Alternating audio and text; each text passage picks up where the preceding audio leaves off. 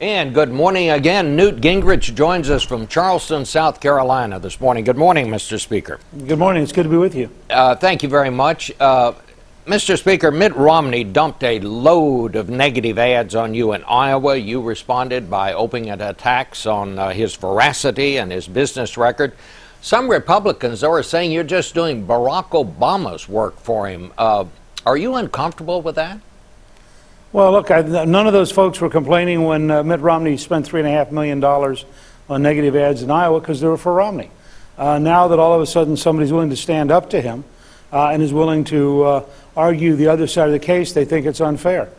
Whoever we nominate has to be prepared to take on Barack Obama, and the president already has $240 million in the bank. He plans a $1 billion campaign that will overwhelmingly be negative, and our nominee had better be capable of standing there, telling the truth, withstanding the negative ads, and winning the debate this fall. That's frankly, I think, one of the biggest advantages I have as a good conservative with a clear record of conservatism. I think that I could, in fact, draw a sharp contrast with Obama. Mr. Speaker, you told a crowd in South Carolina the other day that if Mitt Romney is the nominee, that 95% of the people in the room that you spoke to, you said, would be uncomfortable with that. Do you think that he would be the weakest candidate that the Republicans could field this time out?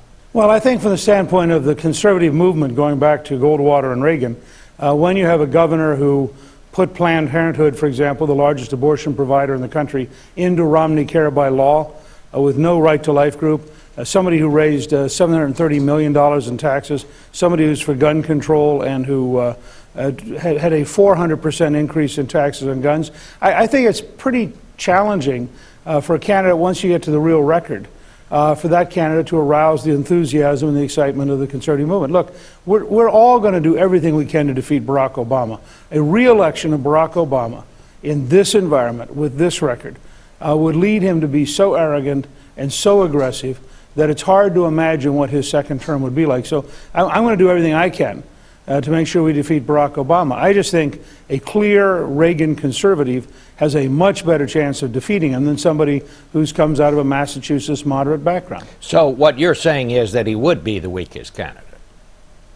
Well, I think it's very hard for him. I don't want to pick weakest or strongest. I think it's very hard for him to differentiate Romney Care from Obamacare. It's very hard for him to differentiate appointing liberal judges, which he did when he was the governor of Massachusetts. I mean, these are things that are going to come up. And I think for the conservative movement, it makes it more difficult, frankly. And that's why I think here in South Carolina, I'm probably going to win next Saturday, because as a Georgia Reagan conservative, I fit much more comfortably with the average South Carolina Republican. Mr. Speaker, I want to ask you about something you told us when you were out in Iowa. You said flatly that Mitt Romney was a liar. And I got to thinking about that. Were you talking about what he said about you, or what he's been saying about his own background and record? Well, you asked me a very direct question, and I frankly don't think we need people who equivocate. I just think when you look at the total record and you look at various things, what I just said to you about the record in Massachusetts. The Governor Romney would like to run for president, referring vaguely to his record but not actually looking at it in detail. When you look at it in detail, it is surprisingly more liberal than the average South Carolinian is comfortable with. He would like us to talk about job creation. He just dropped claiming 100,000 jobs when the Washington Post gave him 3 Pinocchios and said, there's no proof of that. I'm controversial at times, I'm very direct at times, but I really do try to be very candid and very direct, as you know from all the shows we've done together over the years. That's just my style, is to be very direct and try to level with the American people. Now, you have called on your super PAC to take down or correct some of the ads that they've been running, because there have been some inconsistencies and some things that, among other things, the Washington Post has given some Pinocchios to. They said they weren't correct. Why did you do that? Right. And are they going to comply with your wishes? Well, look, I mean, first of all, this is all a public conversation because it's illegal to coordinate these kind of groups. I had challenged Governor Romney to take the same position when one of his ads was so false that it got 4 Pinocchios in, I think, 30 seconds, and he didn't do it. I would say that I'm trying to set a standard here. I don't particularly like super PACs. I'd much rather have election reform so the money could go straight to the candidate, and the candidate would bear responsibility. You'd clean up about 80% of the poison in the system if candidates had to put their name on the ads.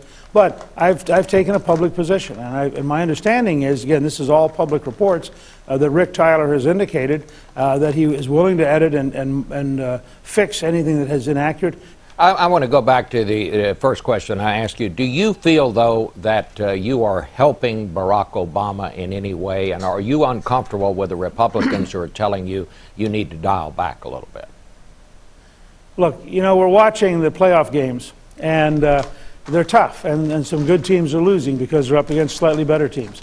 The Super Bowl is going to be a better Super Bowl because the last two teams are going to be really seasoned. I happen to personally prefer Green Bay, but whoever gets to those final two is going to be tough. This is the same thing. What Republicans don't want to do is nominate somebody who collapses in September under the weight of Barack Obama. And I think it's fair to raise any question, including about me or about any other candidate. It's fair to raise the questions now, get them out of the way now, make sure that whoever we nominate is clear enough, public enough, accountable enough, that they can withstand the Obama onslaught. Otherwise, we'll nominate somebody in a soft process and watch them collapse.